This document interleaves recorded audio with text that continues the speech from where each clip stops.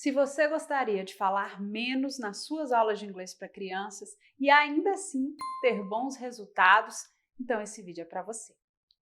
Oi, eu sou a Roberta Maldonado, seja muito bem-vinda ao canal. Aproveita que já está aqui e deixe o seu like, se inscreva no canal e ative o sininho para receber as minhas notificações. Toda semana tem vídeos novos aqui para te ajudar a ser mais preparada e confiante na sala de aula e fora dela. Deixou um like? Então vamos lá! Em todos os treinamentos atuais para professores de inglês, focados na abordagem comunicativa, nós professores somos encorajados a reduzir o tempo que passamos falando em sala de aula, a fim de dar mais tempo para que os alunos se expressem, certo? Isso para reduzir o tal do TTT, Teacher Talking Time, que é o tempo que o professor fala em sala de aula. Por outro lado, temos o STT, o Students Talking Time, o tempo que os alunos falam em sala de aula. Quanto mais tempo os alunos tiverem para praticar o inglês, melhor para todo mundo. Quanto menor o TTT, maior o STT. Isso é importante, não só por razões didáticas, mas para que eles tenham a oportunidade de usar o inglês que aprenderam e se sentirem mais autônomos. E é importante também por razões físicas, para que nós, professores, possamos nos poupar nossa voz e manter a saúde vocal. Diferente de outras disciplinas, o ensino de línguas exige prática constante e a participação do aluno é imprescindível para que o aprendizado aconteça. Onde mais ele vai poder praticar o idioma? Então, não adianta achar que dá para aprender ou ensinar inglês com aulas expositivas, onde o professor explica a gramática, explica o vocabulário.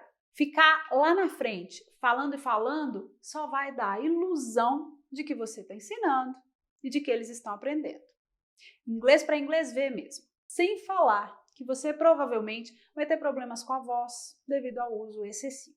Mas o que seria, então, um tempo razoável para o professor falar em sala de aula?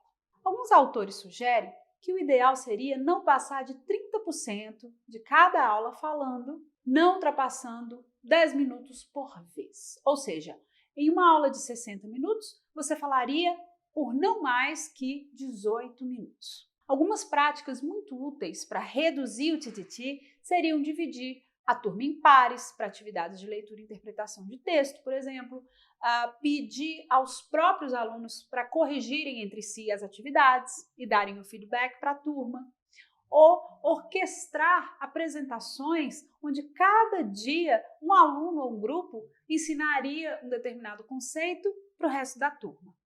Ou seja, para reduzir o TTT, é necessário que o professor não seja o centro das atenções a maior parte do tempo.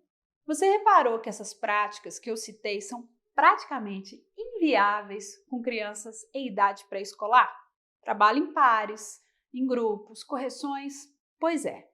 É muito comum encontrar artigos e livros sobre o ensino de inglês como língua estrangeira, generalizando os alunos e não dando aos very young learners, ou seja, as crianças aprendendo inglês em idade pré-escolar, a atenção que elas merecem. Mas então, se essas práticas não funcionam para eles, como reduzir o TTT na sala de aula de Very Young Learners of English? Hoje eu vou compartilhar com você 6 práticas que podem ajudar muito. Mas primeiro é importante entender uma coisa.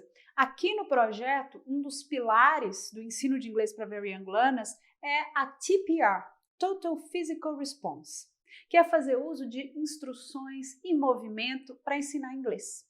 Segundo o criador da TPR, James Asher, a melhor maneira de aprender uma segunda língua é como aprendemos a primeira, ou seja, você passa um bom tempo observando e seguindo instruções na nova língua sem ser pressionado a produzir, como acontece com os bebês, que entendem muita coisa antes de começarem a falar espontaneamente. Esse período é chamado de período silencioso e o foco do professor aí é que o aluno compreenda e não que produza a língua.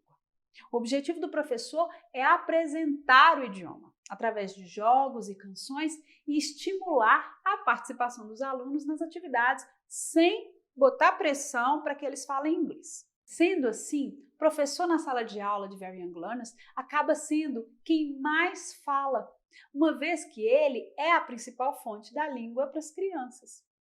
As crianças podem até falar e cantar, mas elas não serão pressionadas a nada. Isso difere muito de uma sala de aula de adultos de inglês avançado, por exemplo, onde o professor será um facilitador, sugerindo tópicos interessantes para discussão e, vez ou outra, apresentando uma nova expressão, um novo vocabulário.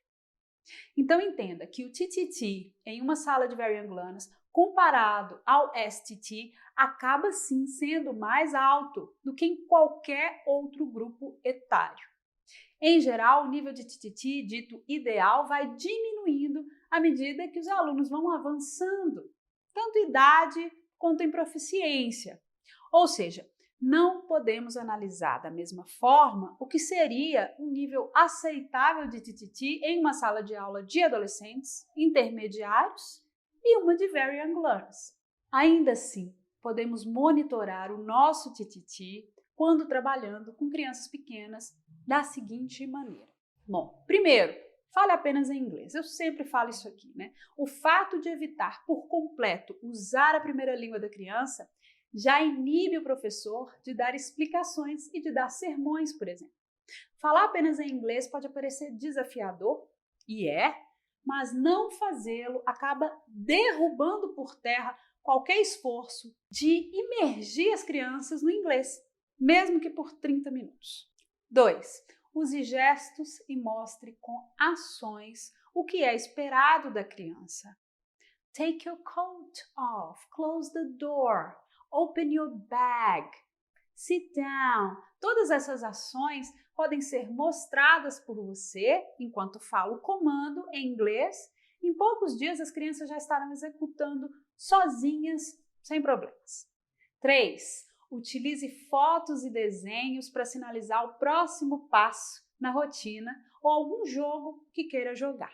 As regras da sala de aula, por exemplo, é bom que estejam sempre bem ilustradas no pôster, pois assim, quando alguém gritar em sala, por exemplo, você pode simplesmente apontar para a figura e dizer "Indoor voices, please". Isso, inclusive, torna desnecessário passar para o português para chamar a atenção das crianças. 4. Economize nas palavras. Parece estranho pedir para um professor de línguas economizar nas palavras, mas aqui entra um conceito montessoriano que preza pela objetividade, a fim de não confundir a criança. Falar só o necessário, escolhendo as palavras e as frases mais diretas e simples. Especialmente quando estiver dando instruções. Foque apenas no que deve ser feito e não no que não deve ser feito.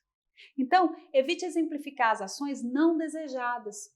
E quando uma criança estiver, por exemplo, colocando os pés em cima da mesa, ao invés de brigar, você pode dizer feet on the floor, hands on the table.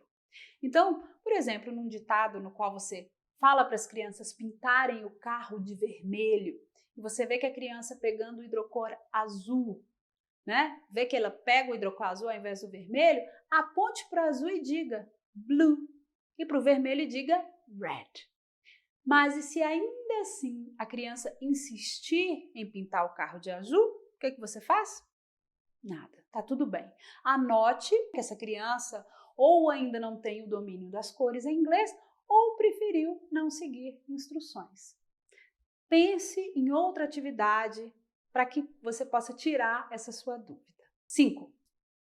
Use linguagem informal.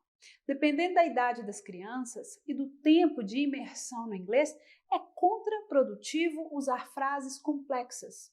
Would you like to play some football? Ao invés disso, você pode focar nas palavras e expressões de alta frequência, ou seja, que serão úteis para a criança no dia a dia.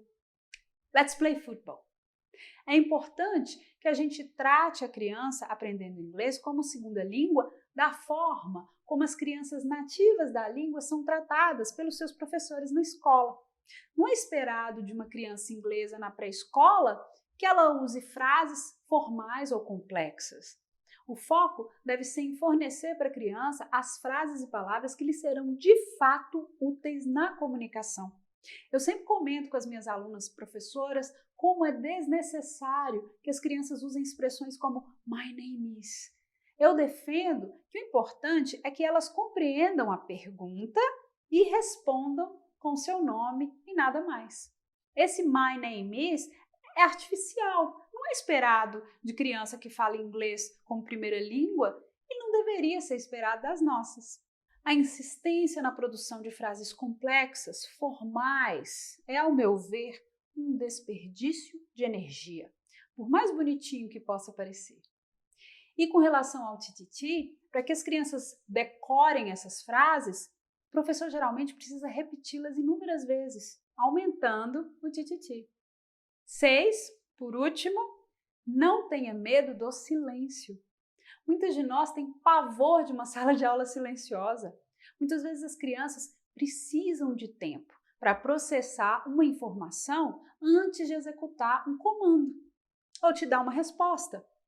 Espere, calma. O tempo das crianças é muito diferente do nosso. Assim você também ensina as crianças a serem pacientes e a respeitarem o tempo do outro.